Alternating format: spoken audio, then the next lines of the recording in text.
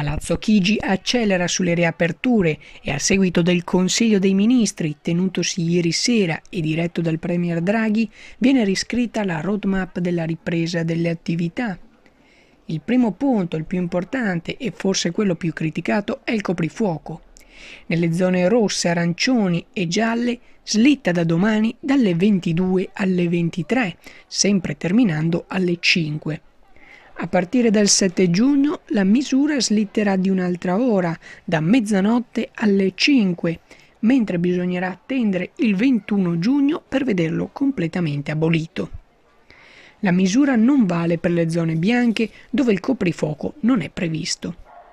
Dal 22 maggio, cioè questo weekend, riaprono i centri commerciali prima chiusi nei prefestivi e festivi e sempre dallo stesso giorno ripartono anche gli impianti di risalita in montagna.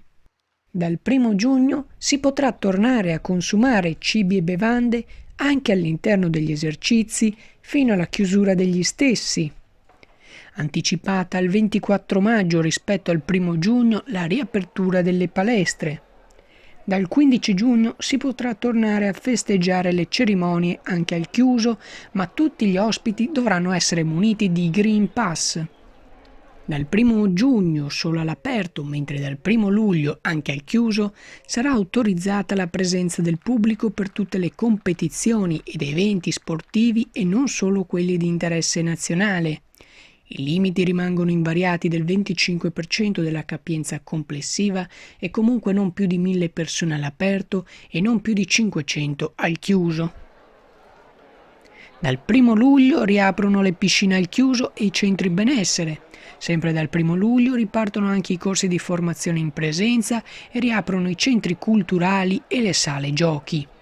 Parchi tematici e di divertimento potranno riaprire al pubblico dal 15 giugno anziché dal 1 luglio.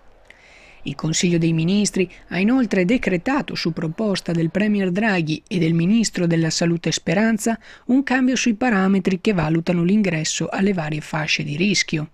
Si terrà conto maggiormente dell'incidenza dei contagi rispetto alla popolazione complessiva e del tasso di occupazione dei posti letto in reparto e in terapia intensiva. Anche su queste basi dal 1 giugno il Molise, la Sardegna e il Friuli Venezia Giulia finiscono in zona bianca, a cui si aggiungono Veneto, Abruzzo e Liguria dal 7 giugno. In queste regioni varranno solo le regole fondamentali dell'uso della mascherina, l'igienizzazione e il distanziamento. E infine, sempre dal Consiglio dei Ministri di ieri sera, si apprende che da Foggia arriverà un nuovo prefetto, Raffaele Grassi, mentre l'attuale prefetto Renato Franceschelli verrà trasferito a Genova. Sfisciamer Channel News, Padova.